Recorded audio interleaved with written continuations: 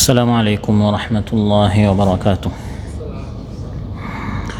الحمد لله الغفور الشكور يعلم خائنة الأعين وما تخفي الصدور، وأشهد أن لا إله إلا الله وحده لا شريك له يحيي الموتى ويبعث من في القبور، وأشهد أن سيدنا ونبينا محمدًا عبد الله ورسوله النبي الصبور والرسول الوقور، صلى الله تعالى عليه وعلى آله وصحبه دعاة الهدى والنور والتابعين ومن تبعهم بإحسان إلى يوم الدين والنشور.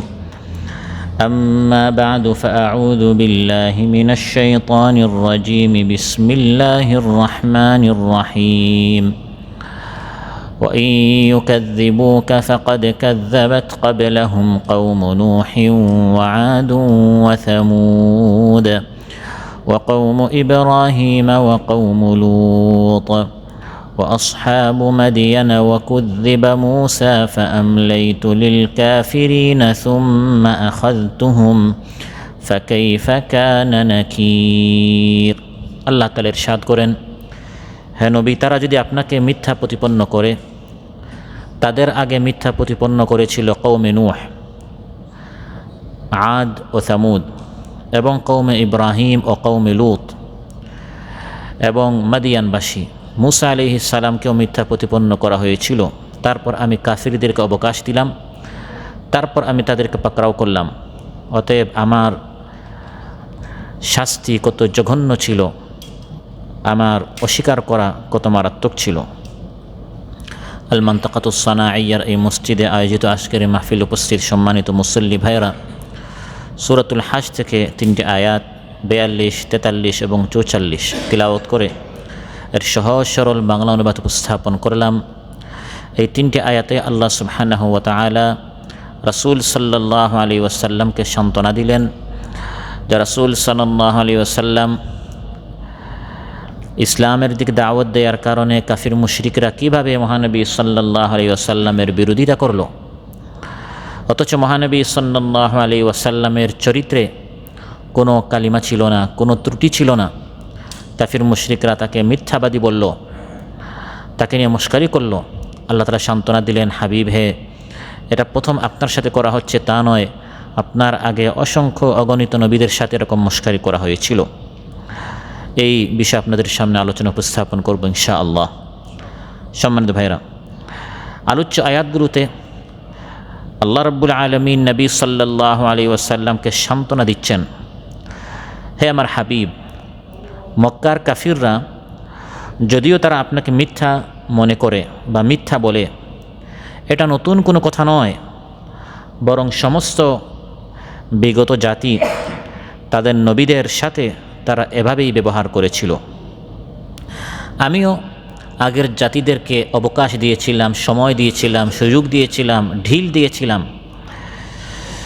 তারপর যখন তাদের অবকাশের মেয়াদ শেষ হয়ে গেল, তখন তাদেরকে আমি ধ্বংস করলাম, নিশ্চিহ্ন করে দিলাম। পৃথিবীতে ভ্রমণ করে দেখুন, এখন আর ফিরআউন নেই, হামান নেই, আদ সামুদ নেই, অথচ এক সময় তাদের দাপট ছিল, তাদের শক্তি ছিল, নবীকে নিয়ে তারা মশকারি করেছিল। অতএব এই আয়াতগুলোতে মক্কার মুশরিকদের জন্য এই ইশারা ইঙ্গিত রয়েছে, মিথ্যা জ্ঞান করা সত্ত্বেও তোমরা আল্লাহর পাকড়াও থেকে যদি নিজেদেরকে নিরাপদ মনে করো, না, তোমরা কখনো নিরাপদ হতে পারো না।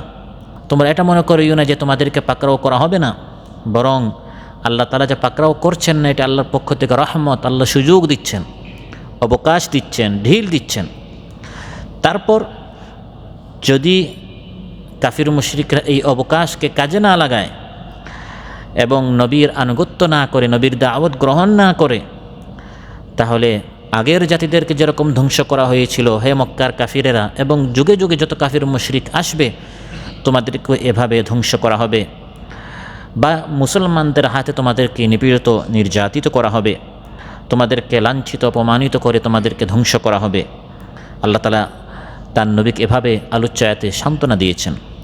وإن يكذبوك فقد كذبت قبلهم قوم نوح وعاد وثمود। হে নবী, তারা যদি আপনাকে মিথ্যা প্রতিপন্ন করে, আপনার আগে কওমে নূহ, আদ, সামুদ তারাও তাদের নবীকে মিথ্যাবাদী বলেছিল। নাউযুবিল্লাহ। আল্লাহ তার নবীকে সান্ত্বনা দিচ্ছেন, হে নবী, প্রত্যেক উম্মত তাদের নবীকে মিথ্যাবাদী বলেছে, অথচ কোনো নবী মিথ্যাবাদী ছিলেন না। বরং নবীরা উত্তম চরিত্রের সর্বোচ্চ স্থানে তারা ছিলেন। জাতিরা, প্রত্যেক নবীর জাতি নবী রিসালত প্রাপ্ত হওয়ার আগে, নবী হওয়ার আগে তারা তাকে সত্যবাদী বলেছে, আমানতদার বলেছে। আর যখন নবী হয়ে গেলেন, এখন তারা তাকে মিথ্যাবাদী বলা শুরু করলো। অতএব সমস্যা নবীর মধ্যে নয়, নবীর চরিত্রের মধ্যে নয়, সমস্যা হচ্ছে নবীর আদর্শ, নবীর দাওয়াতের মধ্যে। এই দাওয়াতটা তারা গ্রহণ করতে পারছে না। যে জালিম, সে জুলুমের বিরুদ্ধে দাওয়াত গ্রহণ করতে পারে না। যে চোর, যে ডাকাত, যে মানুষের হক নষ্ট করে, যে স্বৈরাচার, যে মিথ্যাবাদী, সে কখনো সততার দাওয়াত, সত্যবাদিতার দাওয়াত, আমানতদারির দাওয়াত, এই দাওয়াতটা সে গ্রহণ করতে পারে না। যখন আপনি তাকে এই দাওয়াত দিবেন, আপনি যত ভালো হন না কেন, সে আপনাকে নিয়ে মস্কারি করবে, আপনার চরিত্র নিয়ে সে কথা বলবে। যদি আপনার চরিত্র যত ভালো হোক না কেন, নবীর চেয়ে উত্তম চরিত্র আর কারো হতে পারে না। আল্লাহ তাআলা এই আয়াতে রাসূল সাল্লাল্লাহু আলাইহি ওয়াসাল্লামকে সান্ত্বনা দিচ্ছেন, হ্যাঁ নবী, আপনি চিন্তিত হবেন না, বিষণ্ণ হবেন না, ফিকির করবেন না। আসলে আপনার চরিত্রে কোনো কালিমা নেই, কোনো ত্রুটি নেই। আপনি এই ইসলামের দাওয়াত বাদ দিয়ে দেন, ওই আগের মতো তারা আবার আপনাকে সত্যবাদী বলবে। আপনার মতো পীর, বুজুর্গ, ভালো লোক পৃথিবীতে আর কেউ নেই। কিন্তু যখনই আপনি তাদের এই অত্যাচারের বিরুদ্ধে, মিথ্যার বিরুদ্ধে, জুলুমের বিরুদ্ধে আপনি দাওয়াত দিবেন, তারা আপনাকে মিথ্যাবাদী বলবে। এই কাফির মুশরিকরা তো তারাই, যারা মনে প্রাণে জানে যে আপনি সত্যবাদী। যদি তারা আপনাকে মিথ্যা বলছে, যে এই নবী যা বলে এগুলো মিথ্যা, সে আসলে আল্লাহর পক্ষ থেকে নবী নয়, কোরআন সে নিজের পক্ষ থেকে বলছে, এটা যদিও তারা বলে, এটা আসলে তাদের মনের কথা নয়। এই মুশরিকরা তো তারাই, যারা 40 বছর পর্যন্ত আপনাকে আস-সাদিকুল আমিন বলেছিল। মহানবী সাল্লাল্লাহু আলাইহি ওয়াসাল্লাম নবী হওয়ার আগের কাহিনী, নবী হয়েছেন যখন তার বয়স ছিল 40 বছর। এর 5 বছর আগে যখন তার বয়স 35 বছর ছিল, কাবা ঘর পুনর্নির্মাণ করার প্রয়োজন দেখা দিল। তখন মক্কার কুরাইশ গোত্র তারা তখন এই কাবা ঘরকে নতুন করে নির্মাণ করলো। হাজার আসওয়াদ, যেটি সবচেয়ে দামি পাথর, সবচেয়ে মূল্যবান পাথর, এই হাজার আসওয়াদকে কাবা ঘরের স্থানে, নির্দিষ্ট স্থানে যেখানে হাজার আসওয়াদ ছিল, সেখানে রাখার সময় যখন হলো, তখন প্রত্যেক গোত্র বলা শুরু করলো, এই সম্মান আমরা অর্জন করতে চাই। হাজার আসওয়াদ এটা হয়তো সম্মানের প্রতীক, এটা আমরা রাখব। এমনকি তাদের মধ্যে যুদ্ধের প্রস্তুতি হয়ে গেল। প্রত্যেকে বলল আমরা এই বিষয়ে কোনো আপোষ করব না, কোনো ছাড় দিব না। এই হাজার আসওয়াদ, এই কালো পাথর কাবা ঘরের যথাস্থানে আমরাই রাখব। কেউ ছাড় দিতে রাজি নয় এবং অন্য গোত্রকে এই সম্মানটা দিতে রাজি নয়। প্রত্যেকেই এই ঐতিহাসিক মুহূর্তে নিজের গোত্রের জন্য এই সম্মান অর্জনটি নেয়ার জন্য তারা মারামারি পর্যন্ত এর জন্য তারা প্রস্তুত হয়ে গেল। এমন সময়, এই কঠিন মুহূর্তে তাদের মধ্যে যারা একটু জ্ঞানী ছিল, বুদ্ধিমান ছিল, তারা বলল, চলো আজকের মতো আমরা ফিরে যাই। আগামীকাল যে ব্যক্তি এই মসজিদুল হারামে প্রথম প্রবেশ করবে, তার বিচারটা আমরা মেনে নিব। তিনি যে গোত্রের পক্ষে বিচার দিবেন, বিচার করবেন, তার বিচারটি আমরা মেনে নিব। পরদিন দেখা গেল সকাল সকাল কাবা ঘরের দিকে মসজিদুল হারামে সর্বপ্রথম যিনি প্রবেশ করেছেন, তিনি হচ্ছেন মুহাম্মদ রাসূলুল্লাহ সাল্লাল্লাহু আলাইহি ওয়াসাল্লাম। তিনি তখনও নবী হন নাই, নবী হওয়ার 5 বছর আগে। মক্কার সকল লোকেরা, কুরাইশ গোত্রের যারা, বিভিন্ন গোত্রে যারা ছিল, সবাই এক বাক্যে বলল, হাদা মুহাম্মদ আল আমিন রাদিনা বিহি হাকামা। এই হচ্ছে আস্থাভাজন, বিশ্বস্ত, সত্যবাদী আল আমিন আস-সাদিক মুহাম্মদ। সে যা বিচার করবে আমরা সবাই তা মেনে নিব। তাহলে হে নবী, আজ তারা আপনাকে মিথ্যাবাদী বললেও আপনি মনক্ষুণ্ণ হবেন। আপনার স্মরণ আছে 5-10 বছর আগে, আপনি নবী হওয়ার আগে সেই ঘটনা, সেই সময় যারা আপনাকে সত্যবাদী বলেছিল, আজ তারা আপনাকে মিথ্যাবাদী বলছে। আসলে তাদের স্বার্থের বিরুদ্ধে আপনি কথা বলছেন। আপনি সততার, সত্যতার, আমানতদারির দাওয়াত দিচ্ছেন, এটা তারা গ্রহণ করতে পারছে না। নিজের নেতৃত্ব, কর্তৃত্বের কারণে, নিজের গদির কারণে, নিজের স্বার্থের কারণে আপনি আপনার দাওয়াত পরিহার করে ওই আগের মতো শুধু নিজে ভালো থাকুন, ভালো হওয়ার জন্য দাওয়াত দিবেন না, শুধু নিজে নেককার হন, অন্যান্যদেরকে দাওয়াত দিয়ে সমাজ সংস্কারের কাজে আপনি এগিয়ে না এসে শুধু নিজে নিজে মসজিদে বসে থাকুন, সবাই আপনাকে ভালো বলবে, বরং আপনার পকেটে তারা হাদিয়া বকশিশও দিবে। কিন্তু যখন জুলুম, অত্যাচার, নিপীড়নের বিরুদ্ধে কথা বলবেন, চাঁদাবাজির বিরুদ্ধে, চুরির বিরুদ্ধে, ডাকাতির বিরুদ্ধে, টেন্ডারবাজির বিরুদ্ধে, দখলদারিত্বের বিরুদ্ধে, দুর্নীতির বিরুদ্ধে যখন আপনি কথা বলবেন, যারা আপনাকে সত্যবাদী আমানতদার বলল, এখনই তারা বলা শুরু করবে যে আপনি হচ্ছেন মিথ্যাবাদী। নাউযু বিল্লাহ। মহানবী সাল্লাল্লাহু আলাইহি ওয়াসাল্লাম নবী হওয়ার পর একদিকে মদিনায় মুসলমানেরা ছিল, অন্যদিকে মক্কায় কাফির মুশরিকরা ছিল। বদর হচ্ছে, উহুদ হচ্ছে, খান্দাক হচ্ছে, ঘাত প্রতিঘাত হামলা এবং ধাওয়া পাল্টা দেওয়া হচ্ছে। বিভিন্ন পর্যায়ে মুসলমান এবং কাফির মুশরিকদের মধ্যে যুদ্ধ হচ্ছে। মুসলমানদের নেতৃত্ব দিচ্ছেন মুহাম্মদুর রাসূলুল্লাহ সাল্লাল্লাহু আলাইহি সাল্লাম, আর কাফির মুশরিকদের নেতৃত্বে তখন ছিল আবু সুফিয়ান রাদিয়াল্লাহু আনহু, যিনি পরবর্তীতে মুসলমান হয়েছেন। ওই সময় তিনি কাফির ছিলেন। যখন তিনি কাফির মুশরিকদের নেতৃত্বে ছিলেন, বিভিন্ন সময় যুদ্ধ হচ্ছে মুসলমানদের সময়। এক সময় এই আবু সুফিয়ান রুম দেশে গেলেন ব্যবসায়ী কাজে। তখন ওই রুমের সম্রাট হিরাকল, সে শুনল যে মক্কায় এক ব্যক্তি নবুয়তের দাবি করছে আরব দেশে, এবং এখন সে মদিনায় গিয়েছে। এই লোক আসলে নবী না শুধু দাবি করেছে আসলে নবী নয়, তার সম্পর্কে আর একটু বেশি জানার জন্য, যাচাই বাছাই করার জন্য সে তার লোকদেরকে বলল, একটু রুম দেশে দেখো ওই আরব দেশ থেকে এসেছে এরকম কেউ আছে নাকি। খোঁজাখুঁজি করে তারা দেখলো আবু সুফিয়ানকে তারা পেল, যে আবু সুফিয়ান হচ্ছে মহানবী সাল্লাল্লাহু আলাইহি সাল্লামের প্রাণের শত্রু এবং মুসলমানদের যারা বিরোধিতা করছে, মুসলমানদের বিরুদ্ধে যুদ্ধ করেছে, তাদের নেতৃত্ব দিচ্ছে। সেই আবু সুফিয়ানকে তারা খুঁজে পেল, বলল, আমাদের সম্রাট, আমাদের বাদশা আরবের একজনকে চাচ্ছে তোমাদের দেশে একজন নিজেকে নবী বলে দাবি করে, তার সম্পর্কে আর বিস্তারিত জানার জন্য। সেই সময় তো আর সোশ্যাল মিডিয়া ছিল না, গণমাধ্যম ছিল না, বা সহজে এভাবে যোগাযোগের কোনো ব্যবস্থা ছিল না। এরকম ম্যান টু ম্যান যোগাযোগ করতে হতো, জানতে হতো। হযরত আবু সুফিয়ান যখন আসলেন রোমের সম্রাটের নিকট, রোম সম্রাট তাকে বেশ করে প্রশ্ন করল যে এই ব্যক্তি তোমাদেরকে কী কী দাওয়াত দিচ্ছে। তখন আবু সুফিয়ান বললেন, তিনি আমাদেরকে নামাজের কথা বলেন, আফাফ সত্যতার কথা বলেন, সিদক এবং এভাবে ভালো ভালো জিনিসের কথা বলেন। তখন এই রোম সম্রাট প্রশ্ন করলো, আতাত্তাহিমুনাহু বিল কাযিব, তোমরা কি কখনো তাকে মিথ্যা কথা বলতে কখনো দেখেছো, শুনেছো? তোমরা তাকে এই তুহমত কি দাও যে তিনি মিথ্যা বলেন? কোনোদিন তিনি মিথ্যা বলেছেন? আবু সুফিয়ান এই সময় চিন্তা করলেন যে আমি যদি তার সম্পর্কে এখন মিথ্যা একটি কথা বলি, সে আমার প্রাণের শত্রু, কিন্তু এটা তো ধরা খাবো, কারণ এটা সম্রাটের সামনে। সে তো শুধু আমাকে প্রশ্ন করছে তা নয়, সে আরও অন্যান্যদেরকেও জিজ্ঞাসা করবে। তো আমি আরব থেকে এসেছি, আরবের আমি নেতৃত্ব দিচ্ছি, আমি মিথ্যা কথা যদি এখন বলি, এটা গোটা জাতির জন্য একটি কলঙ্ক হবে, লজ্জার বিষয় হবে। তখন আবু সুফিয়ান বলল, লা, প্রাণের শত্রু হয়েও বলছে, সত্য কথাটি বলে ফেলল, লা, সে আমার প্রাণের শত্রু হলেও আমি এটা বলছি যে আমরা কখনো তাকে মিথ্যাবাদী বলে আমরা কখনো তাকে তুহমত অপবাদ দেই না। সুবহানাল্লাহ। তখন হিরাকল বলল, ফাআলিমতু আন্নাহু লান ইয়াদআল কাযিবা আলান নাস সুম্মা ইয়াকযিবু আলাল্লাহ। তাহলে তিনি নবী দাবিদার নয়, তিনি সত্যি সত্যি নবী। কারণ তোমরা তাকে মিথ্যাবাদী বলে মনে করো না।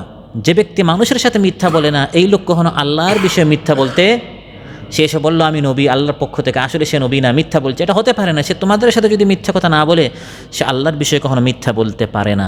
এই হাদিসটি হচ্ছে বুখারীর বর্ণনা। আবার তিরমিজিতে এসেছে, আবু জাহেল একদিন মহানবী সাল্লাল্লাহু আলাইহি সাল্লামকে বলেই ফেললো, হে মুহাম্মদ, এই যে তোমার সাথে আমরা এত ঠাট্টা মস্করি করছি, নিপীড়ন নির্যাতন চালাচ্ছি, তোমাকে আমরা মিথ্যাবাদী বলি, শুনো, মূল কথা হচ্ছে মনের কথাটি আমি তোমাকে বলে ফেলি, ইন্না লা নুকাযযিবুকা, আসলে মনে প্রাণে আমরা আপনাকে মিথ্যাবাদী মনে করি না, ওয়ালাকিন নুকাযযিবু বিমা জিতা বিহি, আপনি যে আদর্শ নিয়ে এসেছেন এটাকে আমরা মিথ্যা প্রতিপন্ন করছি, কারণ এটা প্রতিষ্ঠিত হয়ে গেলে আমাদের স্বার্থ শেষ হয়ে যাবে। এই যে হারাম টাকা পয়সা আমরা ইনকাম করেছি, মানুষের উপর জুলুম অত্যাচার করে আমরা ক্ষমতা দখল করে বসা আছি, চুরি ডাকাতি করে মানুষের জায়গা জমি দখল করে আমরা যে প্রতিষ্ঠিত হয়ে আছি, তোমার এই আদর্শ প্রতিষ্ঠিত হয়ে গেলে সব তো আমাদের হাতছাড়া হয়ে যাবে। মজলুমের হক তাকে ফিরিয়ে দিতে হবে, বোনের হক, ফুফুর হক, প্রতিবেশীর হক, এতিমের হক, বিধবার হক সব ফিরিয়ে দেওয়া হবে। তোমার আদর্শ প্রতিষ্ঠিত হলে, তোমার আদর্শ যাতে করে প্রতিষ্ঠিত না হয়, এজন্য আমরা মানুষকে বলি এই লোকের কথা মানিও না, সে হচ্ছে মিথ্যাবাদী। আমরা মনে প্রাণে জানি আসলে তুমি মিথ্যাবাদী না, মূলত আমরা তোমার বিরোধিতা নয়, আমরা তোমার আদর্শের, তোমার দাওয়াতের, তোমার কোরআনের বিরোধিতা করছি।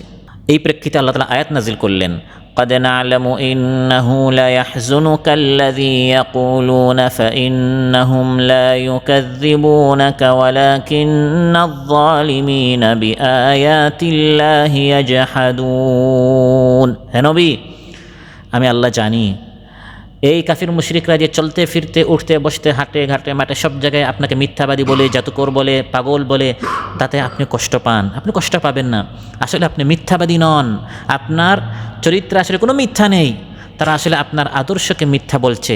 আপনি এই দাওয়াত দেওয়া বাদ দিয়ে দেন, আবার আপনি সত্যবাদী হয়ে যাবেন। ওয়ালাকিন্না যালিমিনা বিআয়াতিল্লাহি ইয়াজহাদুন, তারা মূলত আল্লাহর আয়াতকে অস্বীকার করছে।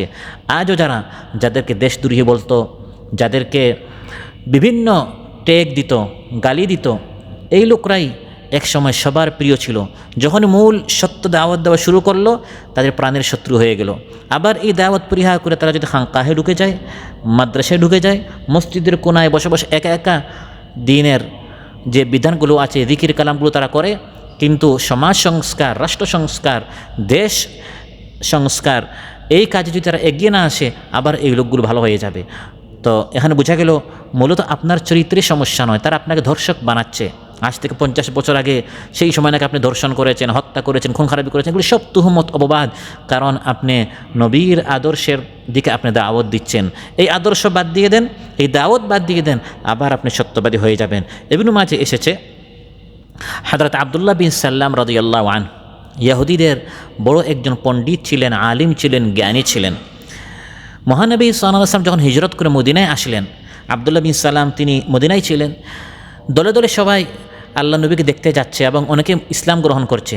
আব্দুল্লাহ বিন সাল্লাম যেহেতু তিনি পণ্ডিত ছিলেন, আলিম ছিলেন, তিনি এরকম দলে দলে মানুষের সাথে ইসলাম গ্রহণ করেন না। তিনি বলেন আমি আগে দেখব এই লোকটা আসলে সত্যবাদী কিনা, না কোনো ধান্দা আছে, কোনো স্বার্থে। কারণ অনেকেই অনেক কিছু দাবি করে, সে কোনো স্বার্থে হতে পারে, নবুয়তের দাবি করছে কোনো একটি স্বার্থ হাসিলের জন্য।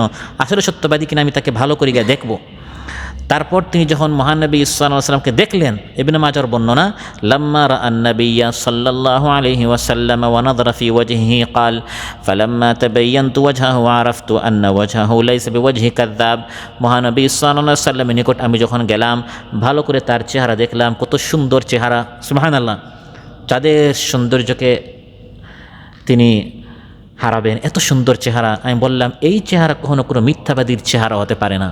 কোনো ধান্দাবাজ এরকম নবুয়তের দাবি করে দুনিয়ার এর স্বার্থ হাসিল করতে চাচ্ছে, এই চমৎকার সুন্দর আলোকিত এই চেহারাটি কোনো কাযযাবের চেহারা হতে পারে না। হে নবী, ও ইউকাযযিবুকা, তারা যদিও আপনাকে মিথ্যা প্রতিপন্ন করছে, মনে রাখেন পৃথিবীর সবাই মনে মনে জানে আপনি হচ্ছেন সত্যবাদী। আপনি কষ্ট পাবেন না, এই দাওয়াত যেই দিবে তাকে মিথ্যাবাদী বলা হবে। মূলত দাওয়াতটা নিয়ে সমস্যা। কারণ যারা দুনিয়া পূজারী, যারা স্বার্থ পূজারী, তারা এই দাওয়াত সহ্য করে না। অতএব হে নবী, তাদের কথায় কর্ণপাত না করে আপনি আপনার মিশন ভিশন চালিয়ে যান, আপনার দাওয়াতি কার্যক্রম চালিয়ে যান। কে কি বলল এটা শোনার সময় নেই, বরং সময় হচ্ছে দাওয়াতি কাজ চালিয়ে যাওয়া। সমাজ সংস্কার, রাষ্ট্র সংস্কার, পরিবার সংস্কার, পরিবেশ সংস্কার ভালো করা, সুন্দর করা, এটি হচ্ছে আমাদের দায়িত্ব। কে কি বলল এটা শুনে নিষ্ক্রিয় হয়ে যাওয়া, বসে যাওয়া, দাওয়াতি কাজ বাদ দিয়ে দেওয়া, এটা কখনো কোনো ইমানদারের গুণ হতে পারে না। অতএব সবর করুন হে নবী, ধৈর্য ধারণ করুন, কথাগুলো শুনুন আর সবর করুন। তারা কি বলছে এর কারণে আপনি বা আপনার কোনো অনুসারী নিষ্ক্রিয় হয়ে যেন না যায়। ওয়া ইউকাযযিবুকা, তারা যদি আপনাকে মিথ্যা প্রতিপন্ন করে, হে নবী এই মিথ্যা প্রতিপন্ন করা এটা নতুন কোনো বিষয় নয়। ফাকাদ কাযযাবাত ক্বাবলাহুম কওমু নূহিন ওয়া আদু ওয়া সামুদ, তাদের আগে কওমে নূহ মিথ্যা প্রতিপন্ন করেছিল। হযরত নূহ আলাইহিস সালাম এসে দাওয়াত দিলেন ৯৫০ বছর, কওম বলল মিথ্যাবাদী, পাগল বলল, ধমক দিল, কিন্তু হযরত নূহ আলাইহিস সালাম দাওয়াত ত্যাগ করেন নাই। যতদিন দাওয়াত চলবে ততদিন নির্যাতন চলবে, যতদিন আপনি জালিমকে জুলুমের বিরুদ্ধে, মিথ্যাবাদীকে মিথ্যার বিরুদ্ধে, চোরকে চুরির বিরুদ্ধে, ডাকাতকে ডাকাতির বিরুদ্ধে দাওয়াত দিবেন, ততদিন আপনার বিরুদ্ধে নির্যাতন চলবে। যেরকম চলেছিল কওমে নূহ আলাইহিস সালামের কওম তাকে কষ্ট দিয়েছিল। তিনি যখন দাওয়াত দিতেন তারা কানে হাত দিত এবং বলতো আমরা তোমার কথা শুনতে চাই না, আর মুখে তারা চাদর দিয়ে দিত, বলতো হে নূহ আমরা তোমাকে দেখতেও চাই না। নাউযুবিল্লাহ। একজন মানুষ দাওয়াত দিচ্ছে আল্লাহর দিকে, হে নবী এই প্রথম যে আপনাকে কষ্ট দেওয়া হচ্ছে তা নয়, নূহ আলাইহিস সালাম এর থেকে কঠিন নির্যাতন, নিপীড়ন, মানসিক নির্যাতন, শারীরিক নির্যাতন তিনি সহ্য করেছেন। শুধু নূহ আলাইহিস সালাম নয়, ওয়াআদ ওয়া সামুদ, হুদ আলাইহিস সালামকে নির্যাতিত করা হয়েছে আদ জাতির পক্ষ থেকে। সালেহ আলাইহিস সালাম নিপীড়িত হয়েছেন সামুদের পক্ষ থেকে। ওয়া কওমু ইব্রাহিম ওয়া কওমু লূত, মুসলিম মিল্লাতের পিতা ইব্রাহিম আলাইহিস সালামকে নিপীড়ন করা হয়েছে, নির্যাতন করা হয়েছে কওমের পক্ষ থেকে। শুধু কওমের পক্ষ থেকে নয়, তার সবচেয়ে কাছের লোক পিতার পক্ষ থেকে। কারণ ইব্রাহিম আলাইহিস সালাম দাওয়াত দিয়েছেন তাওহীদের দিকে, আর বাবা মূর্তি পূজারী ছিল। যেহেতু আদর্শ ভিন্ন, সংঘাত শুরু হলো। এক পর্যায়ে বাবা বলল, হে ইব্রাহিম এই দাওয়াত যদি পরিহার না করো, এই দাওয়াত থেকে যদি তুমি ফিরে না আসো, আমি পাথর মেরে মেরে আমি তোমাকে শেষ করে দিব। তাহলে সমস্যা ইব্রাহিম আলাইহিস সালামের ব্যক্তি চরিত্রের মধ্যে নয়, দাওয়াতের মধ্যে ছিল। কারণ তিনি তার বাবাকে আল্লাহর দিক দাওয়াত দিয়েছেন। ওয়া কওমু ইব্রাহিম ওয়া কওমু লূত, ইব্রাহিম আলাইহিস সালামের কওম, লূত আলাইহিস সালামের কওম তারাও মিথ্যা প্রতিপন্ন করেছে। লূত আলাইহিস সালামের কওম তারা সমকামিতায়, অশ্লীলতায় তারা অভ্যস্ত ছিল। তিনি তাদেরকে দাওয়াত দিলেন। তারা এক পর্যায়ে বলল, হে লূত এত পবিত্রতা আমরা, এই ওয়াজ আমরা শুনতে চাই না, এই লূতকে এই এলাকা থেকে বের করে দাও। ফামা কানা জওয়াবা কওমি, এটা ছিল তার কওমের জবাব, উত্তর। আপনি যখন সততার দিকে দাওয়াত দিবেন, যারা সততায় বিশ্বাসী নয়, আপনি যখন পবিত্রতার দিকে দাওয়াত দিবেন, যারা জিনা, ব্যভিচার, ধর্ষণ, সমকামিতা ইত্যাদি বেহায়াপনা, বেলাল্লাপনা, অশ্লীলতা, নোংরামিতে যারা বিশ্বাসী, তারা আপনার দাওয়াতকে কবুল করবে না, এমনকি সহ্য করবে না। লূত আলাইহিস সালাম পবিত্রতার দাওয়াত দিলেন। তারা বলল, আখরিজু আলা লূত মিন কারিয়াতিকুম, লূত এবং তার উপর যারা ঈমান এনেছে তাদেরকে তোমাদের দেশ থেকে বের করো, তাদের শিক্ষাকে তোমাদের শিক্ষা ব্যবস্থা থেকে বের করো, তাদের সবাইকে নিজের এলাকা নগরী থেকে বের করো। কারণ তারা প্রতিষ্ঠিত হলে আমরা এভাবে জিনা ব্যভিচার করতে পারবো না, বেহায়া বেলাল্লাপনা আমরা করতে পারবো না। আল্লাহ তাআলা শোনাচ্ছেন আমাদেরকে, আমরা যখন ইসলামের দিকে, ইসলামের সৌন্দর্যের দিকে যখন আমরা কাজ করব এবং চাইব যে আল্লাহর বিধান প্রতিষ্ঠিত হোক, তখন যারা এই সকল অশ্লীলতায়, বেহায়াপনায় এবং এই ধরনের জুলুম অত্যাচারে যারা অভ্যস্ত তারা এই দাওয়াত কবুল করবে না। ও আসহাবু মাদিয়ানবাসী অর্থাৎ শুআয়ব আলাইহিস সালামের কওম, আল্লাহ বলেন তারাও তাদের নবীকে কষ্ট দিয়েছে, মিথ্যা প্রতিপন্ন করেছে। নবীর অপরাধ কী ছিল? নবীর অপরাধ এটাই ছিল যে নবী তাদেরকে আল্লাহর দিকে দাওয়াত দিয়েছেন। তার কওম কী করতো? তার কওম ওজনে কম দিত। কিসে কম দিত? ওজনে কম দিত। কোরআনের মধ্যে আল্লাহ তাআলা বলেছেন যে তাদের নবী শুআয়ব আলাইহিস সালাম তাদেরকে বললেন ওজনে কম দিও না। ويا قوم أوفوا المكيال والميزان بالقسط ولا تبخسوا الناس أشياءهم ولا تعثوا في الأرض مفسدين। হে আমার কওম, মিজানের পাল্লা, দাড়ি পাল্লাটি সোজা করে ধরবে, দেয়ার সময় নেয়ার সময় সমান হবে, দেয়ার সময় কম দিবে, নেয়ার সময় বেশি দিবে, এরকম বেশ কম করা যাবে না। এই রূপটি শুধু শুআয়ব আলাইহিস সালামের কওমের ছিল, বাংলাদেশিদের মধ্যে নাই নাকি? না আরও বেশি। এখন কওমি শুআয়ব যদি আমাদের বাংলাদেশে আসে, তারা তো দেখবে যে আমরা তাদের থেকে অনেক ধাপ এগিয়ে। শুআয়ব আলাইহিস সালাম তাদেরকে দাওয়াত দিলেন, এই কাজ করা যাবে না, ব্যবসা বাণিজ্য করো, ব্যবসা হারাম নয়, ব্যবসা জায়েজ। ওয়া হাল্লাল্লাহুল বাই', কিন্তু ব্যবসা করতে হবে ইসলামী নীতি অনুযায়ী। গুদামজাত করা যাবে না, দ্রব্যের মূল্য খুব বেশি এমন বাড়ানো যাবে না যে মানুষের সাধ্যের থেকে বেশি হয়ে যাবে, এরকম এত স্বার্থপর হওয়া যাবে না। ব্যবসা বাণিজ্য করতে গিয়ে মানুষকে ধোঁকা দেওয়া যাবে না, দোষ গোপন করা যাবে না, একটি পণ্যের কী কী দোষ আছে এগুলো বলে দিতে হবে। তারপর ওজনে কম দেওয়া, খাদ্যে ভেজাল দেওয়া, এগুলো করা যাবে না। তিনি যখন দাওয়াত দিলেন তখন তারা বলল, আমরা দেখতে পাচ্ছি শুআয়ব বেশি বাড়াবাড়ি করছে, আমাদেরকে আমাদের মন মতো ব্যবসা করতে দেয় না, চুরি ডাকাতি করতে দেয় না। এই শুআয়বকে তারা বলল, হে শুআয়ব, তুমি যদি তোমার এই দাওয়াত থেকে বিরত না হও, আমরা তোমাকে শেষ করে দিব, পাথর মেরে মেরে শেষ করে দিব। قالوا يا شعيب ما نفقه كثيرا مما تقول وإنا لنراك فينا ضعيفا ولولا رهطك لرجمناك, আমরা তোমাকে পাথর মেরে মেরে শেষ করে দিব। তাহলে বোঝা গেল ইসলামের দাওয়াত দিতে যখনই যে নবী দাঁড়িয়েছে তার কওম এই ধরনের, কেউ পাথর মেরেছে, কেউ মিথ্যাবাদী বলেছে, কেউ এলাকা থেকে বের করে দিয়েছে। নবীদের চরিত্রে কোনো সমস্যা ছিল না, দাওয়াতটি খুব কঠিন ছিল, দাওয়াতটি বাতিলপন্থীরা সহ্য করতে পারত না। ওয়াকুদ্দিবা মূসা, আল্লাহ তাআলা বলেন মূসা আলাইহিস সালামকেও মিথ্যা প্রতিপন্ন করা হয়েছিল ফিরআউনের পক্ষ থেকে, অথচ মূসা আলাইহিস সালাম স্পষ্ট আয়াত নিয়ে এসেছেন, তাকে মিথ্যাবাদী বলার কোনো সুযোগ ছিল না। এত স্পষ্ট 9টি আয়াত আল্লাহ বলেন ওয়ালাকাদ আতাইনা মূসা 9 আয়াতিন বাইয়িনাতিন ফাসআল বনি ইসরাঈলা ইয জাআহুম فقال له فرعون إني لأظنك يا موسى مسحورا। আমি মূসা আলাইহিস সালামকে 9টি আয়াত দিলাম, লাঠি ফেললে সাপ হয়ে যেত, সুবহানাল্লাহ বলবেন না? হাত যখন তিনি বগলে থেকে বের করতেন সাদা ফস্সা হয়ে যেত। তুফান প্লাবন আল্লাহ তাআলা ফিরআউনের উপর পাঠালেন, পঙ্গপাল পাঠালেন, তারপর উকুন পাঠালেন, রক্ত পাঠালেন, ব্যাঙ পাঠালেন, এগুলো সব শাস্তি স্বরূপ। দুর্ভিক্ষ পাঠালেন, ফসলের ঘাটতি করলেন, একের পর এক আয়াত নিদর্শন আল্লাহ তাআলা পাঠালেন। আমার নবীকে না মানলে এই ধরনের শাস্তি আসবে। 9 আয়াতিন বাইয়িনাত, স্পষ্ট 9টি আয়াত। কিন্তু ফিরআউন দাওয়াত কবুল করে নাই। যখন আয়াত মূসা আলাইহিস সালাম দেখাতেন, লাঠি ফেললেন, সাপ হয়ে গেল, দাওয়াত কবুল না করে সে বলল ইন্নী লাআযুন্নুকা ইয়া মূসা মাসহুরা, আমার মনে হচ্ছে হে মূসা তুমি জাদুগ্রস্ত। দাওয়াত কবুল করে নাই, মশকারি করেছে। তাহলে হে নবী, আপনাকে কাফির মুশরিকরা যা বলছে আপনি মনক্ষুণ্ণ হবেন না, আপনাকে তাই বলা হচ্ছে যা আগের নবীদেরকে বলা হয়েছিল। মা ইউকালু লাকা ইল্লা মা ক্বাদ ক্বিলা লির-রুসুলি মিন ক্বাবলিক, হে নবী আপনাকে তাই বলা হচ্ছে যা আগের নবীদেরকে বলা হয়েছিল। অবস্থা দৃষ্টিতে মনে হচ্ছে আগের কওম পরের কওমকে বলে যেত আমরাও নবীকে মিথ্যাবাদী বলেছি, তোমরাও তোমাদের নবীকে মিথ্যাবাদী বলিও। আসলে কোনো কওম আগের জাতি পরের জাতিকে বলতে পারে না, কারণ তাদের মধ্যে সাক্ষাৎ হয় নাই, তারা ধ্বংস হওয়ার পর দ্বিতীয় জাতি এসেছে। কিন্তু আল্লাহ কোরআনের মধ্যে বলেন অবস্থা দৃষ্টিতে মনে হয় কওমে নূহ মরার আগে আদকে বলেছে শোনো আমরা নূহকে বলেছি মিথ্যাবাদী, হে আদ তোমরা তোমাদের নবী হুদকেও মিথ্যাবাদী বলিও। আবার আদ ধ্বংস হওয়ার আগে তাদের পরের সামুদকে বলেছে আমরা আমাদের নবীকে মিথ্যাবাদী বলেছি, তোমরাও তোমাদের নবী সালেহকে মিথ্যাবাদী বলিও। সেই ধারাবাহিকতা আসতে আসতে মক্কাবাসীকে আগের জাতিরা বলেছে আমরাও নবীকে মিথ্যাবাদী বলেছি, তোমরা মুহাম্মদ সাল্লাল্লাহু আলাইহি সাল্লামকে মিথ্যাবাদী বলো। অথচ কারো মধ্যে সাক্ষাৎ হয়নি, কিন্তু সবার আপনার প্রতিক্রিয়াটি এক ধরনের ছিল, সবাই এক ধরনের বিরোধিতা করেছে নবীদের সাথে।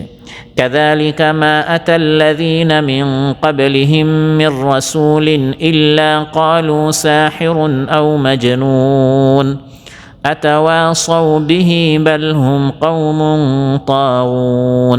আপনার আগে যত নবী এসেছেন প্রত্যেককে বলা হয়েছে সাহিরুন আও মাজনুন, জাদুকর বা পাগল। আতাওয়াসাউ বিহি, মনে হয় একজন আরেকজনকে ওসিয়ত করেছে। ওসিয়ত করা হয় মৃত্যুর সময়, মনে হচ্ছে আগের জাতি মরার সময় তার কওমকে বলেছে যে আমরাও এরকম করেছি তোমরাও এরকম করো। আতাওয়াসাউ বিহি, না ওসিয়ত করে নাই। বাল হুম কওমুন তাগুন, এরা সবাই সীমা লঙ্ঘনকারী ছিল, মিথ্যা প্রতিপন্ন করতে করতে শেষ সীমা পৌঁছে গিয়েছিল, এজন্য তাদের আচরণ একরকম ছিল। আল্লাহ আফসোস করে বলছেন প্রত্যেক জাতি তাদের নবীকে মিথ্যা বলেছে, মশকারি করেছে, ঠাট্টা করেছে, অথচ নবী তাদের কল্যাণের জন্য তাদের রুমে গিয়েছেন, তাদের ঘরে গিয়েছেন, তাদের দোকানে গিয়েছেন, তাদের তাঁবুতে গিয়েছেন, দাওয়াত দিয়েছেন আল্লাহর দিকে। আফসোস করে আল্লাহ তাআলা বলেন ইয়া হাসরাতান আলাল ইবাদ মা ইয়াতিহিম মির রাসূলিন ইল্লা কানু বিহি ইস্তাহজিউন। ইয়া হাসরাতান আলাল ইবাদ, বান্দাদের উপর আফসোস। মা ইয়াতিহিম মির রাসূল, যখনই যে স্থানে যে জামানায় তাদের নিকট রাসূল এসেছে বা রাসূলের অবর্তমানে কোনো দাঈ ইলাল্লাহ এসেছে, প্রত্যেককে নিয়ে তারা মশকারি করলো, দেশ থেকে বের করে দিল, নাগরিকত্ব কেড়ে নিল, ফাঁসির কাস্টে ঝুলালো, ক্রসফায়ার দিল, চোখ উপরে নিল, হাত পা পঙ্গু করে দিল, গুলিবিদ্ধ করলো, গুম করলো। যে দেশে থাকান না কেন, আরব দেশে, অনারব দেশে, কাছের দেশে, দূরের দেশে, আগের যুগে, এখন, ভবিষ্যতে, বর্তমান, অতীত, একই ধরনের আচরণ যারা ইসলামের দিকে এই সুমহান আদর্শের দিকে দাওয়াত দিয়েছে, বাতিলপন্থীরা এক ধরনের আচরণ করেছে। আল্লাহ তাআলা বলেন, আমিও এই কাফির মুশরিকদেরকে একটু সুযোগ দিই। وكذب موسى فأمليت للكافرين ثم أخذتهم فكيف كان نكير। فأمليت للكافرين, আমিও কাফিরদেরকে একটু সুযোগ দেই।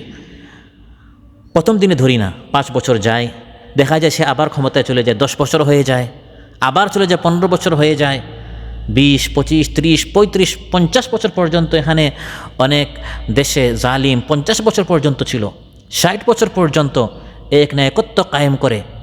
সে মনে করে এখন আর আমাকে কে ধরতে পারে। আসলে আল্লাহ ধরতে পারেনি, কিন্তু আল্লাহ দয়া করে সুযোগ দিচ্ছেন, অবকাশ দিচ্ছেন, ঢিল দিচ্ছেন, সময় দিচ্ছেন, কিন্তু সে শেষ সীমায় পৌঁছে যায়। সীমা লঙ্ঘন করতে করতে একবারে চূড়ান্ত যখন করে ফেলে, তখন আল্লাহ বলেন, তখনকে আমি পাকড়াও করি, সুম্মা আখাযতুহুম, তারপরে আমি পাকড়াও করি। তখন সে তার দুনিয়াটাও হারায়, আখিরাতটাও হারায়। كذب الذين من قبلهم فأتاهم العذاب من حيث لا يشعرون فأذاقهم الله الخزي في الحياة الدنيا ولعذاب الآخرة أكبر لو كانوا يعلمون। হে নবী, এই যে তারা আপনাকে মিথ্যা প্রতিপন্ন করছে, এটা প্রথম নয়, তাদের আগের লোকেরাও এরকম মিথ্যা প্রতিপন্ন করেছিল। তারপর তাদের অজান্তে শাস্তি এসেছে। যখন শাস্তি এসেছে, সে কিং কর্তব্য বিমূঢ় হয়ে গেছে। সে নিজেই বিশ্বাস করছে না, আমার এত বাহিনী ফোর্স থাকার পর আমার কি পতন হতে পারে। মিন হাইসু লা ইয়াশউরুন, সে নিজেও ভাবে না কোন দিকে তার পতন হলো, শাস্তি হলো। এতকাল যারা ইসলামকে নমস্কারি করলো, ইসলামের আদর্শ নিয়ে ঠাট্টা করলো, মিথ্যা প্রতিপন্ন করলো, আর সব দিকে সে তার খুঁটিগুলো মজবুত করেছে। ও ফিরআউন যিল আওতাদ, খুঁটিওয়ালা, তার স্তম্ভ, তার বাহিনী, তার ফোর্স এত শক্তিশালী ছিল, ফিরআউন নিজে বিশ্বাস করে না যে তার পতন হতে পারে।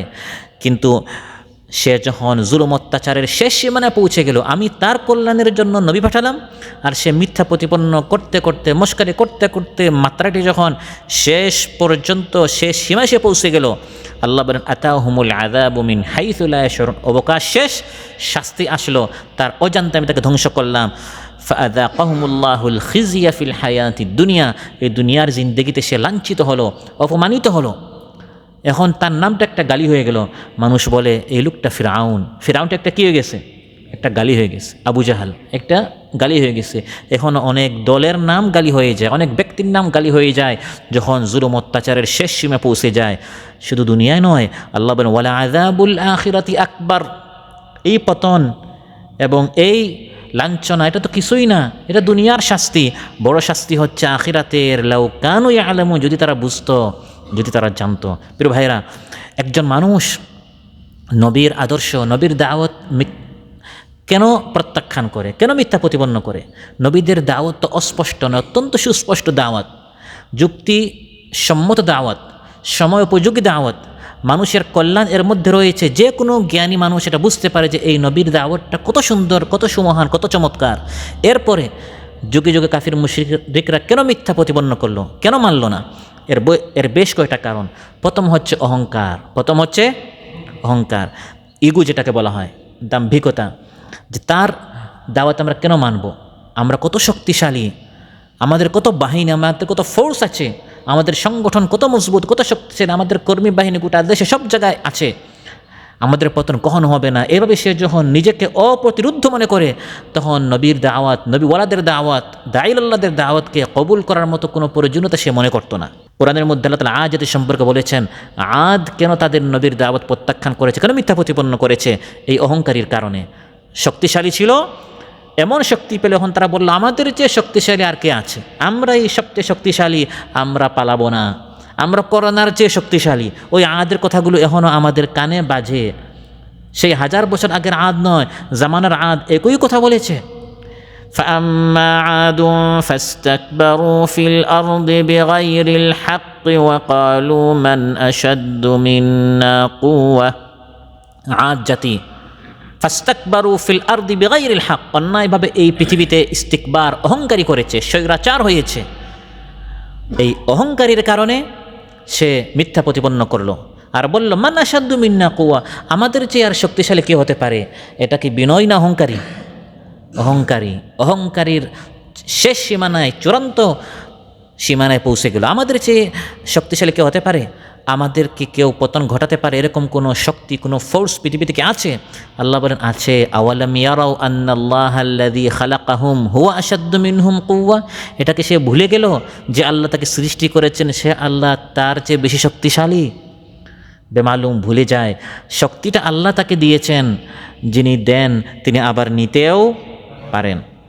দ্বিতীয় কারণ হচ্ছে মিথ্যা প্রতিপন্ন কাফির মুশরিকরা কেন করে? নবীকে তুচ্ছ তাচ্ছিল্য করা। তারা মনে করে এই নবী তো ইয়েতিম, নবী তো মিসকিন, নবী তো গরিব। এই নবীকে আর নবীর অবর্তমান দাঈল আল্লাহদেরকে গরিব মিসকিন মনে করে। সামাজিকভাবে তাদের তেমন ব্যবসা বাণিজ্য নেই, দোকানঘাট নেই, পদ পদবী নেই, নেতৃত্ব নেই, কর্তৃত্ব নেই। এগুলো দেখে তারা মনে করে এদের দাওয়াত মানব। সে আমার নিকটে সে দাওয়াত দিবে, তার দাওয়াত যত ভালো হোক না কেন, যত বৈজ্ঞানিক হোক, যত যুক্তিযুক্ত হোক, এটা মানা যাবে না, কারণ সে আমার লেভেলের নয়। আমি কত বড় ব্যবসায়ী, বিজনেসম্যান, আমি কত বড় বুদ্ধিজীবী, আমি কত বড় জ্ঞানী, আমার পিছনে কত লোক ঘুরে, আর সে এসে আমাকে সততার দাওয়াত দিবে, ইসলামের দাওয়াত দিবে, আমানতদারির দাওয়াত দিবে, আমি সেটা গ্রহণ করলে এটা তো হয় না। এই জন্য দাঈল আল্লাহদেরকে, নবী রাসূলদেরকে তারা তুচ্ছ তাচ্ছিল্য করত, ছোট মনে করত, হীন মনে করত। কোরআনের মধ্যে আল্লাহ বলছেন রাসূল সাল্লাল্লাহু আলাইহি ওয়াসাল্লাম যখন দাওয়াত দিতেন তখন মক্কার কাফিররা বলতো আল্লাহ তাআলা এই ইয়েতিম ছাড়া আর কাউকে পান নাই? আমার আবু জাহেলের মতো বড় জ্ঞানী, ওয়ালিদ বিন মুগীরার মতো যার বাগান মক্কা থেকে তাইফ পর্যন্ত 80 কিলোমিটার ব্যাপী লম্বা লম্বা বাগানের মালিক, কোটি টাকার মালিক, এই ধরনের বড় বড় ধনাঢ্য ব্যক্তি দেখে আল্লাহ নবী বানাতে পারেন নাই? এই ইয়েতিমের দাওয়াতকে আমরা মানব? তাহলে এই নবী সাল্লাল্লাহু আলাইহি সাল্লামের দাওয়াতকে প্রত্যাখ্যান করার মূল একটি কারণ ছিল নবীকে তারা ছোট মনে করত, হে মনে করত বা তুচ্ছ মনে করত। কোরআনের মধ্যে আল্লাহ বলেন ওয়াকালু লাউলা নুজ্জিলা হাযাল কুরআনু আলা রাজুলিম মিনাল ক্বরয়াতাইনি আযীম। এই দুই এলাকার মধ্যে, মক্কা তাইফের মধ্যে একজন ধনী, সম্মানিত, সম্ভ্রান্ত এরকম একজনকে দেখে আল্লাহ কেন নবী বানান নাই? এই মুহাম্মদকে কেন ইয়েতিম বানালেন? না, তার কথা মানা যাবে না। সে যত ভালো কথা বলুক না কেন, তার কথা মানা যাবে না। এই ধরনের কিছু মানুষ আমাদের সমাজে আসে না নাই? যে একজন হুজুর মানুষ আমাদেরকে খুতবার মধ্যে সুদের বিরুদ্ধে বলবে আর আমি কোটি টাকা এই ব্যবসা আমি বাদ দিয়ে দিব, এটা হতে পারে না। তারপর নবীকে মিথ্যা প্রতিপন্ন করার আরেকটি কারণ হচ্ছে নবীর আশেপাশে সবসময় এই ধরনের লোক থাকতো, সমাজে অবহেলিত, গরিব, মিসকিন, শিক্ষা দীক্ষা কম, বেলালের মতো, খাব্বাবের মতো, খুবাইবের মতো রাদিয়াল্লাহু আজমাইন, যাদের তেমন বড় বড় কোনো পদ পদবী ছিল না, ক্ষমতা ছিল না। হযরত বেরাদানু কোন উচ্চ ভার্সিটি থেকে শিক্ষা অর্জন করেছেন?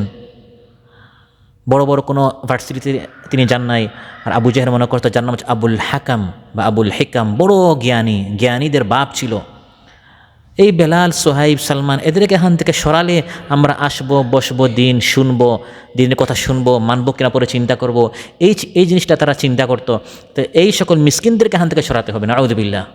এরা শুধু রাসূল সাল্লাল্লাহু আলাইহি সাল্লামের সাথে হয় নাই, নূহ আলাইহিস সালামের জামানায় যখন তিনি দাওয়াত দিলেন, কাফির মুশরিকরা বলল ক্বালু আনুমিনু লাকা ওয়াত্তাবা'আকাল আরযালুন, হে নূহ, আমরা কি তোমার উপর ঈমান আনবো আর এই লাঞ্ছিত অপমানিতরা তোমার আশেপাশে? নাউযুবিল্লাহ। হযরত নূহ আলাইহিস সালামের আশেপাশে এই ধরনের কিছু শ্রমিক ছিল, যাদেরকে আমরা আমাদের পরিভাষায় অনেক সময় লেবার বলি। এই লোকরা আল্লাহর নিকট অনেক প্রিয়। প্রত্যেক নবী ভেড়া, ছাগল কী করেছেন? এর রাখাল ছিলেন। এগুলো মানুষের মূল্যায়নটা আল্লাহর নিকট চূড়ান্ত নয়, এর কোনো দামই নেই। আল্লাহর নিকট দাম হচ্ছে ইন্না আকরামাকুম ইনদাল্লাহি আতকাকুম, যে যত বড় মুত্তাকি। মানুষ বলে অমুক লেবার, অমুক শ্রমিক, যে বলছে হতে পারে সে আল্লাহর নিকট অত্যন্ত নিকৃষ্ট, আর যার সম্পর্কে বলছে এই লোকটা আল্লাহর নিকট অনেক প্রিয়। তো নবীদের আশেপাশে বেশিরভাগ গরিব মিসকিনরা থাকতো, কারণ নবীরা গরিবদের হকের কথা বলতেন, মজলুমের অধিকার, গরিবের অধিকার, এই সকল কথা বলতেন। এই জন্য তার আশেপাশে থাকতো সব সময়, তারাই আগে দাওয়াত কবুল করতো। আর জালিমরা বিরোধিতা করতো, কারণ নবী সাধারণত তাদের দাওয়াত হতো জালিমের বিরুদ্ধে, তাগুতের বিরুদ্ধে, মিথ্যাবাদীর বিরুদ্ধে। এই জন্য তারা দাওয়াত কবুল করতো না। সহিহ মুসলিমে এসেছে সাদ বিন আবি ওয়াক্কাস রাদিয়াল্লাহু আনহু বলেন, আমরা মহানবী সাল্লাল্লাহু আলাইহি ওয়াসাল্লামের সাথে ছিলাম 6 জন, এবং আমরা সবাই এই ধরনের গরিব মিসকিন ছিলাম। বড় বড় কাফিররা এসে বললে, মুহাম্মদ আমরা তোমার কথা একটু শুনতে চাই, অনেক তুমি ইসলাম ইসলাম করো, অনেক কোরআনের কথা বলো, কিন্তু আমাদের একটা শর্ত আছে, উতরুদহা উলা, এই সকল গরিব মিসকিন যে 6 জন আছে, বেলাল, হাব্বাব, হুবাইব, এই ধরনের এই গরিব মিসকিনদেরকে এখান থেকে আগে কী করতে হবে, বের করতে হবে। আমি হচ্ছে তার মালিক, মুনিব, কফিল, আর সে আমার বাসায় কাজ করে, সে আমার কৃতদাস, আমরা একসাথে এখানে বসবো? এটা হতে পারে না। মহানবী সাল্লাল্লাহু আলাইহি ওয়াসাল্লাম মনে মনে চিন্তা করলেন, তাদের কথাটি খারাপ, উদ্দেশ্য খারাপ, কিন্তু এই লোকটাকে যদি এখানে বসায়া, কারণ যদি তাকে আমি দূরে সরিয়ে দিই তাহলে তো সে আমার কথা শুনবেই না, আর এরা তো আমার লোক, আমি এদেরকে সুন্দর করে বুঝাবো যে ভাই আপনারা একটু দূরে যান। আর আবু জাহেলকে আমি ভালো কথাগুলো শোনানোর কারণে হতে পারে সে দাওয়াতটা কবুল করে ফেলতে পারে, আর দাওয়াতটা কবুল করে ফেললে তার কারণে তার সাথে আরও 100, 200, 500 জন কী করবে, দাওয়াত কবুল করবে। মহানবী সাল্লাল্লাহু আলাইহি ওয়াসাল্লামের উদ্দেশ্য ভালো ছিল, তিনি তাদের এই কথাটি মেনে নেওয়ার জন্য একটু চিন্তা করছিলেন যে কথাটি মানা যায় কি না, সাথীদেরকে একটু বুঝায় বলবো যে তোমরা একটু ওইদিকে যাও, আমি একটু আবু জাহেলের সাথে কন্ট্যাক্ট করি, একটু তাকে বুঝাই কী করা যায়। এমন সময় আল্লাহ তাআলা সঙ্গে সঙ্গে আয়াত নাজিল করলেন, ওয়ালা তাতরুদিল্লাযীনা ইয়াদউনা রাব্বাহুম বিলগাদাতি ওয়াল আশিয়্যি ইউরিদুনা ওয়াজহা। হে নবী আমার প্রিয় বান্দা, যারা রাত দিন রবকে খুশি করার জন্য রবকে ডাকে, কখনো কোনো অবস্থায় এক মুহূর্তের জন্য আপনি তাদেরকে আপনার বৈঠক থেকে সরাবেন না। আমার কোনো দরকার নেই আবু জাহেল মুসলমান হওয়ার, আগে তার অহংকারী খতম করতে হবে, আগে তার ইগো শেষ করতে হবে। ওয়ামা আলাইকা আল্লা ইয়াজ্জাক্কা, সে মুসলমান নাই হোক, আপনার কিছু আসে যায় না। আবু জাহেল দ্বারা ইসলাম প্রতিষ্ঠা করতে হবে, এটা আল্লাহর ইসলাম এমন কাঙ্গাল হয় নাই। আল্লাহ তাআলা এই গরিব মিসকিনদের দ্বারা আল্লাহ তাআলা দিন প্রতিষ্ঠা করবেন। হ্যাঁ নবী, আবু জাহেল এই বৈঠকে আসতে হবে তার অহংকারী শেষ করে, অহংকারী সহ কোরআন শোনার কোনো সুযোগ নেই।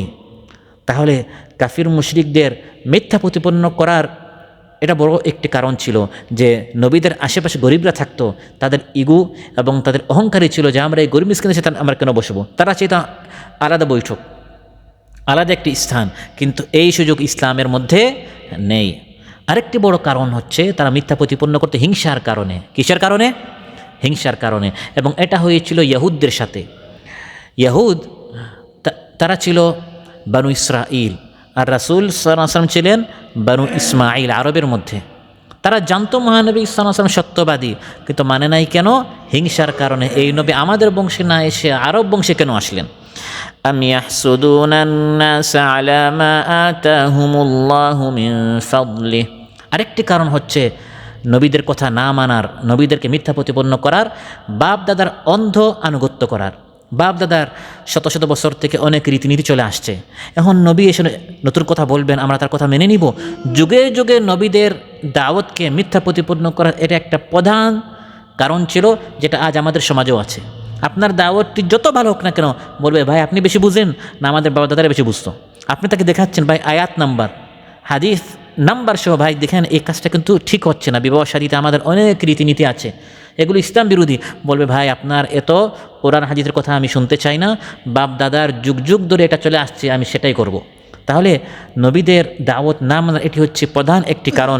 কোরআনের মধ্যে আল্লাহ তাআলা বলেন, وَإِذَا قِيلَ لَهُمُ اتَّبِعُوا مَا أَنزَلَ اللَّهُ قَالُوا بَلْ نَتَّبِعُ مَا أَلْفَيْنَا عَلَيْهِ آبَاءَنَا أَوَلَوْ كَانَ آبَاؤُهُمْ لَا يَعْقِلُونَ شَيْئًا وَلَا يَهْتَدُونَ। আল্লাহ তাআলা বলেন এভাবে যুগে যুগে তারা মিথ্যা প্রতিপন্ন করলো, কিন্তু আমার শাস্তি জঘন্য ছিল। শেষ মুহূর্তে যখন আমার শাস্তি আসলো, তুম্মা আখাযতুহুম ফাকাইফা কানা নাকির, আমার শাস্তি কত ভয়ঙ্কর ছিল, কত বিভীষিকাময় ছিল, তখন আমার শাস্তি থেকে কেউ বাঁচতে পারে নাই। অতএব আজও তোমরা যারা বিরোধিতা করছো না, তারা যুগে যুগে কাফির মুশরিকদের উদ্দেশ্য করে বলছেন যে তোমরাও শিক্ষা নাও, তোমাদের উপর এই শাস্তি আসার আগে তোমরা দাওয়াতটি কবুল করে নাও, কারণ তোমরা শাস্তি থেকে বেঁচে যাবে এই ধরনের কোনো কথা আল্লাহর পক্ষ থেকে আসে নাই। তোমরা আল্লাহর এত প্রিয় না যে তোমরা আমার নবীর বিরোধিতা করবে আর শাস্তি আসবে না। আর ওরা আল্লাহর শত্রু ছিল না যে আল্লাহ তাদেরকে পাকড়াও করবেন, তোমাদেরকে বাঁচিয়ে দিবেন। সবাই আল্লাহর দৃষ্টিতে সমান, আল্লাহ এক নীতিতে চলেন। যে বিরোধিতা করবে সে শাস্তির যোগ্য হবে, যেই নবীর কথা মানবে সে পুরস্কারের যোগ্য হবে। অতএব নবীদের কথা মানতে হবে, দাওয়াত কবুল করতে হবে, এর মধ্যে কল্যাণ রয়েছে। আল্লাহ সুবহানাহু ওয়া তাআলা আমাদের সবাইকে, যে কথাগুলো হলো আমাদের সবাইকে আরও বেশি জানার, বুঝার এবং মানার তৌফিক দান করুন। বলার চেয়ে আমরা যেন বেশি মানতে পারি। আল্লাহ তাআলা এই মন মানসিকতা আমাদের মধ্যে সৃষ্টি করুন এবং যত ভালো কথা, সুন্দর কথা, সঠিক কথা, এটা আমার স্বার্থ বিরোধী হলেও, আমার মনের বিরোধী হলেও, কোরআন সুন্নাহ থেকে যত কথা বলা হয় এটা যেন আমরা মানতে পারি, বুঝতে পারি, আমল করতে পারি। আল্লাহ তাআলা আমাদের সবাইকে তৌফিক দান করুন। আমাদের মধ্যে যারা অসুস্থ আছেন আল্লাহ তাআলা সুস্থ করে দেন, যার যে পেরেশানি আছে আল্লাহ তাআলা পেরেশান মুক্ত করুন, যারা ঋণগ্রস্ত আছেন আল্লাহ তাআলা ঋণ পরিশোধ করার তৌফিক দান করুন, যারা সমস্যায় জড়িত রয়েছেন আল্লাহ তাআলা তাদের সমস্যা, তাদের সংকট দূর করুন। আমাদের যারা মারা গিয়েছেন আল্লাহ তাআলা তাদের কবরগুলোকে, বাবা, মা, চাচা, দাদা, দাদি ইত্যাদি যারা মাইয়িত রয়েছেন আল্লাহ তাআলা তাদের কবরকে জান্নাতের সুঘ্রাণ সেখানে জারি করুন, জান্নাতের বিছানা বিছিয়ে দেন, জান্নাতের বাগান বানিয়ে দেন। যার যে বিপদ আপদ মুসিবত সংকট রয়েছে আল্লাহ তাআলা আমাদের সবাই সমস্যার সমাধান করুন, সংকট থেকে উত্তীর্ণ করুন। আসসালামু আলাইকুম ওয়া রাহমাতুল্লাহি ওয়া বারাকাতুহু। সুবহানাকাল্লাহুম্মা বিহামদিক আশহাদু আল্লা ইলাহা ইল্লা আনতা আস্তাগফিরুকা ওয়া আতুবু ইলাইক।